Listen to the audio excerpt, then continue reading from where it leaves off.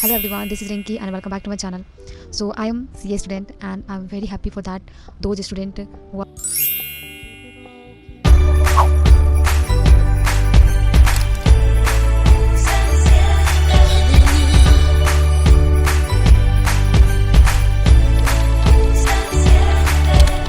Estuvimos lejos este año, pero llega ya Navidad. so I am so sorry क्योंकि मैं video नहीं बना रही थी क्योंकि मेरा जैन में मेरा ग्रुप 1 का एग्ज़ाम है और ये बहुत डिफ़िकल्ट है कि मैं हर चीज़ को समय दे सकूँ।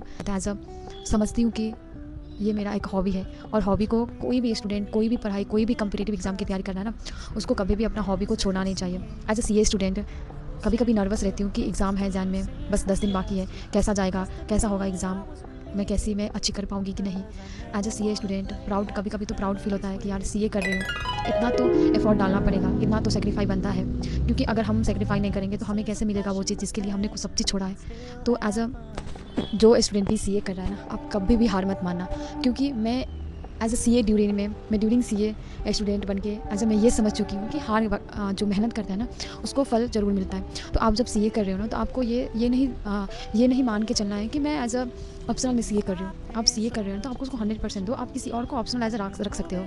सो एज CA स्टूडेंट मैं आपको एक बहुत ही अच्छी और प्यारी बात कहना चाहती हूँ, क्योंकि जब हम CA की तैयारी करते हैं ना, हम जब प्रिपरेशन करते रहते हैं तो हमारा मतलब अगर कोई भी हमारा रिलेटिव या फिर फ्रेंड या फिर कोई भी है जिसको नहीं पता कि हम क्या कर रहे हैं, तो वो आके हमसे नॉर्मली पूछता है कि आप मतलब क्या कर रहे हो बेटा, या फिर क्या कर रहा है तू, क्या कर रहे हैं, क्या पढ़ाई पढ़ते हो तुम। तो हम उसको कहते हैं कि हम CA की तैयारी कर रहे हैं। तो अच्छा ये बोल के चले जाते हैं, और या फिर एज अ नॉर्मली वो कुछ नहीं बोलते आगे। तो कभी कभी ये फील होता है कि उनका रिप्लाई नहीं आया, मतलब ये मैं ये समझूँ कि मैं कम्पिटिटिव एग्ज़ाम की प्रिपरेशन कर रही हूँ, मैं CA की एज अ टफेस्ट एग्ज़ाम में प्रिपरेशन कर रही हूँ।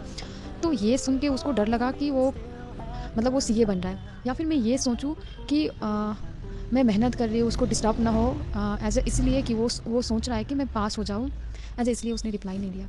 तो कभी कभी बुरा लगता है कि यार किसी को अगर बता रहे हो आप कि आप CA कर रहे हो और उधर से आपका बस ऐसा रिप्लाई है कि अच्छा ठीक है, अच्छा का ये नहीं कि डिफ़िकल्ट है ना, पढ़ लेती हो ना, कैसे किया, क्यों किया, कैसे किया। अच्छा कोई नहीं पूछता ऐसे कि आपने कैसे एग्ज़ाम को क्रैक किया, आप कैसे, आपने कितने आवर आप पढ़ते थे, आपने क्या क्या सेक्रीफाई किया, ये आपसे कोई नहीं पूछता, बस उनको रिजल्ट से मतलब होता है।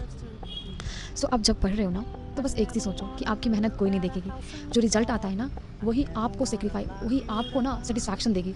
जो आपने सेक्रीफाई किया उसका रिजल्ट अगर आ गया ना तो आपको इतना सेटिस्फैक्शन मिलेगा ना कि आपको किसी को बताने की ज़रूरत नहीं है, आप अपने ही रिजल्ट देके आप खुद से ही खुश हो जाओगे कि यार मैंने कितना अच्छा किया। सो हमें किसी को प्रूव करने की ज़रूरी नहीं है कि हम अपने लाइफ में क्या कर रहे हैं और कैसा कर रहे हैं। एज आप बस अपना बेस्ट दो, अपना 100% दो, अपना हॉबी को फॉलो करो, अपना पैशन फॉलो करो। This is the main things. And मैं भी आई हूँ CA में एज इस कॉमर्स फील्ड में एज ए CA स्टूडेंट बन के। तो मेरा बस एक ही मकसद है कि मैं कैसे भी करके फॉरेंसिक ऑडिटर बन जाऊँ, क्योंकि मेरा इंटरेस्ट है फॉरेंसिक में। और मैं एज अ किसी भी फील्ड में तुम किसी भी फील्ड में जाओ यार, बस अपना बेस्ट दो, क्योंकि उस फील्ड में हमें एक्सपर्टाइज रहना है। क्योंकि तब तो कहते हैं ना कि CA कोई भी फील्ड में एज अ CA एक्सपर्ट होता है, ये नहीं कि उसको आधा आता है और आधा नहीं। हम कुछ भी पढ़ते हैं, हम कुछ भी लर्न करते हैं, हम कुछ भी सीखते हैं, एज हम उसको 100% दे के ही सीखते हैं। ऐसा नहीं कि आधा पढ़ के आधा छोड़ दिया। ऐसे समझो कि हमें उसको रियल लाइफ में ही यूज़ करनी है, और वो रियल लाइफ में यूज़ भी होता है। हम GST का प्रोविज़न पढ़ते हैं, अभी इंटर में देखो तो आप GST का प्रोविज़न एज अ नॉर्मली आप थ्योरी के कंसेप्ट से पढ़ते हो, बट जो GST का जितना भी है ना वो सब प्रैक्टिकल लाइफ में आर्टिकल जब आप स्टार्ट करोगे तब आपको पता चलेगा कि कैसा होता है। वो रियल लाइफ में अप्लाई होता है। आपको कितना सारा ड्यू डेट याद रखना पड़ता है, आपको कितने सारे प्रोविजंस याद रखने पड़ते हैं, किसको एग्जामेशन लगेगा, किसको ITC लगेगी। तो ये सब याद रखना एक कला ही तो है हम CA स्टूडेंट के लिए। तो अगर आपको आइंदा कोई भी बोलो ना कि CA करें तो बस खुश हंस के उधर से निकल जाना कि हाँ भाई मैं CA कर रही हूँ, बस खत्म। आगे हमें कोई कन्वर्सेशन नहीं करनी, हमें कुछ भी नहीं करना बस। क्योंकि अगर मैं बताऊँ ना आपको, अगर आप खुद पे फोकस करोगे, अपने स्किन पे फोकस करोगे, अपनी हेल्थ पे फोकस करोगे, अपनी स्टडी पे फोकस करोगे, अपनी रूटीन पे, अपनी डिसिप्लिन पे, अपनी कंसिस्टेंसी पे फोकस करोगे ना आप, तो आप दुनिया में कुछ भी हासिल कर सकते हो। ऐसा नहीं है कि हम कुछ भी हासिल नहीं कर सकते, हम भी इंसान हैं। जो सक्सेस हुआ है वो भी एक इंसान है। बस एक अगर हम नापे तो बस एक चीज़ का फ़र्क होता है, discipline, consistency. This is the main things. अगर डिसिप्लिन भी विदाउट डायरेक्शंस मिल जाए ना तो ये डिसिप्लिन भी कोई काम की नहीं रहती है। सो आप एक आप गोल रखो, गोल सेट करो, उसके प्रति ही उसके अकॉर्डिंगली आप अपना डिसिप्लिन बना सकते हो। जैसे कि किसी को रनर बनना है जो बस रन करके मेडल हासिल करना चाहते हो, तो वो रनिंग का प्रैक्टिस करेगा। हमें पढ़ना है तो हम मॉर्निंग में उठ के हम थोड़ी सी एक्सरसाइज करके हम मॉर्निंग में अपना स्टडी शुरुआत कर सकते हैं, स्टडी स्टार्ट कर सकते हैं। सो मैं लास्ट में क्या बोलूँ, हमारा 2025 भी ख़त्म हो गया, पर हमें अगर सोचे तो हमने कुछ भी हासिल नहीं किया अभी तक, कुछ भी नहीं। सो अगर आप बस 1-2 मिनट के लिए आप सोचो कि मैंने क्या क्या 2025 में किया, अकॉर्डिंग टू दिस आप अपना 2026 का प्लान बना सकते हो। So thank you so much guys, and for Jan 26 exam, best of luck, and I think no, I hope you will pass, I pray God you clear your exam. So best of luck guys, bye.